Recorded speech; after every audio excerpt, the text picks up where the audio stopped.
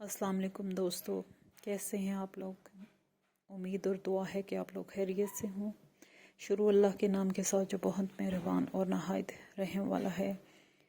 ये स्टोरी फरहाना साहिबा की है, जिनकी 2 बेटियां और 1 बेटा है। ज़ीशान छोटा बेटा है और अंबर और आशा उनकी बेटियां हैं।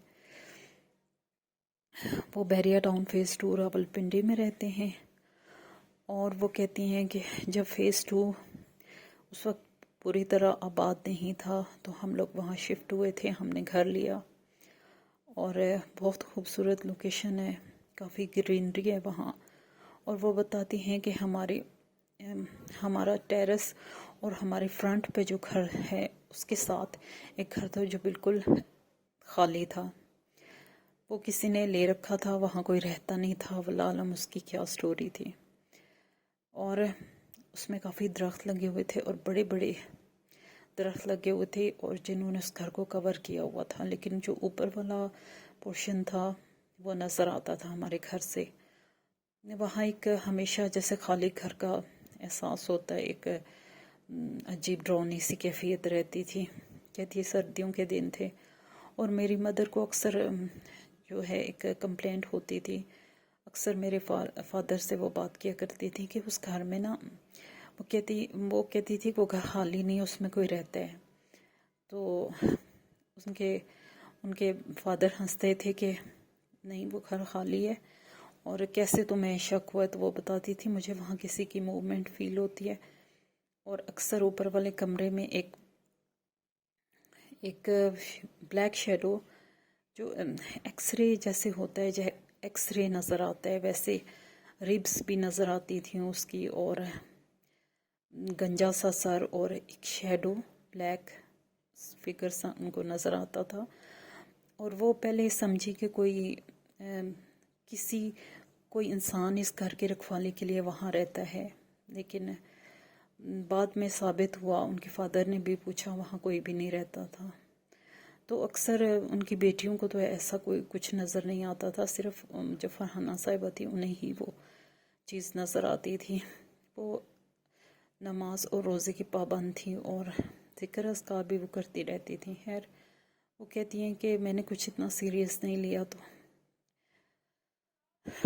अक्सर जो है वो उनको किसी न किसी तरह उनको जब भी वो जैसे कपड़े डालेंगे या टेरेस पे बैठे हुए हैं या कोई काम टेरेस पे हो रहा है, उनको एक झलक एटलीस्ट ज़रूर नज़र आती थी। और जब घर वालों ने उनको डिनाई किया तो उन्होंने समझा कि हो सकता है मेरा वहम हो, और उन्होंने इस बात को ज़्यादा घसीटा नहीं।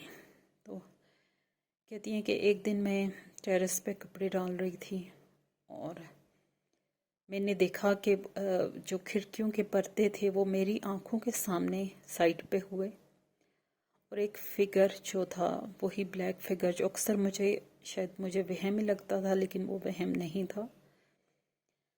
वो खिड़की से मुझे झांक रहा था, देख रहा था, बिल्कुल झांक नहीं रहा था बल्कि पूरा का पूरा वो शीशे के सामने खड़ा मुझे देख रहा था। वो कहती हैं कि मैं बहुत परेशान हुई और मैं इसी कश्मकश में थी कि मैं किसी को आवाज़ दूं ना दूं या क्या करूं। तो कहती हैं कि एकदम से ना वो फिगर जो है मेरे से ऐसे, उसी शीशे के अंदर से, शीशा बिल्कुल अपनी जगह पे था, वो मेरे से ऐसे जैसे मैग्नेट से कोई चीज़ खींच के उसकी तरफ आती है, वो आके मेरे साथ ज़ोर से टकराया। और वल्लाह आलम वो क्या चीज़ थी। कहती हैं कि उसका झटका इतना ज़ोरदार था कि इस कदर वो ज़ोरदार था, इतने ज़ोर से वो टकराया कि वो नीचे गिर गई और उनके इतनी मोहलत भी ना मिली कि वो चीख सकें। कहती हैं वो गिरते ही बेहोश हो गई, और जब काफ़ी देर वो अंदर नहीं आई तो उनकी बेटियां जो थी, इनकी बड़ी बेटी आयशा जो है वो बाहर आई और उन्होंने देखा कि उनके मदर बेहोश पड़ी हैं, कुछ कपड़े फैले हुए हैं, कुछ इसी तरह पड़े हैं।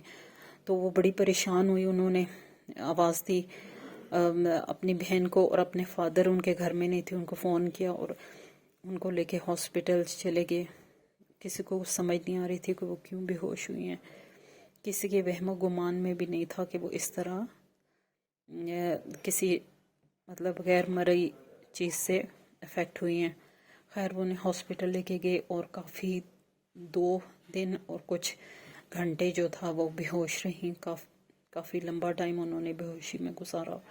ڈاکٹر کے سمجھ میں نہیں آ رہا تھا کہ ان کو کیا ہوا ہے، تو خیر دوسرے دن وہ ہوش میں آئیں اور انہوں نے بڑی ان کو ویکنیس فیل ہو رہی تھی، اور ایسے جیسے وہ اندر سے ہلی، پورا جیسے بندہ ہل جاتا ہے، ہر آرگن اپنی جگہ سے جیسے ہل جاتا ہے، اتنے زور کا بہت ٹکراؤ تھا، اتنے زور کہ وہ جو ہے جو بھی چیز تھی وہ اتنا پریشر تھا اس کا۔ خیر وہ ہوش میں آئی تو ان کو تھوڑا سٹیبل ہونے میں ٹائم لگا، اور پھر جو ہے ان کے گھر والوں نے ان سے پوچھا کہ آپ کو کیا ہو، تو انہوں نے سٹوری بتائی، اور شروع سے بتایا کس طرح مجھے وہ یوں نظر آتا تھا اور میں نے وہم سمجھا۔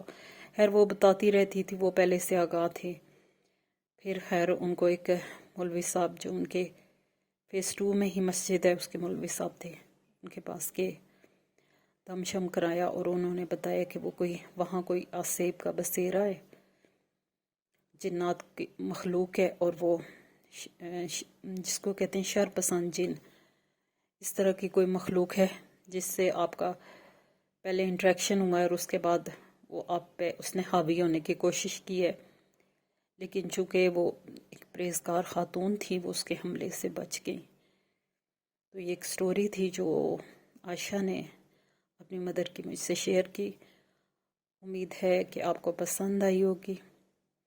دوستو اپنی رائے کا اظہار کمنٹ باکس میں ضرور کیا کریں، اور اگر آپ کے پاس ایسا کوئی پیرانارمل انسیڈنٹ ہے، سچا واقعہ ہے، تو آپ مجھ سے ڈسکرپشن میں میرا واٹس ایپ نمبر ہوگا، وائس نوٹ کی صورت میں مجھ سے شیئر کیجیے گا۔